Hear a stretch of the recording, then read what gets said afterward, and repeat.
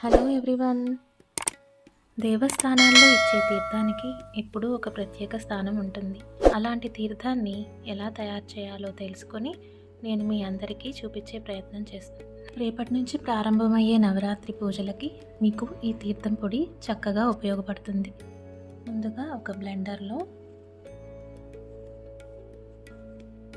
10 లవంగాలు, ఒక జాపత్రి, 2 పచ్చకర్పూరం, ఒక జాజికాయని ఒక దెబ్బ కొట్టి ఆ తర్వాత బ్లెండర్లో వేయండి, లేకుంటే మిక్సీ పాడవుతుంది.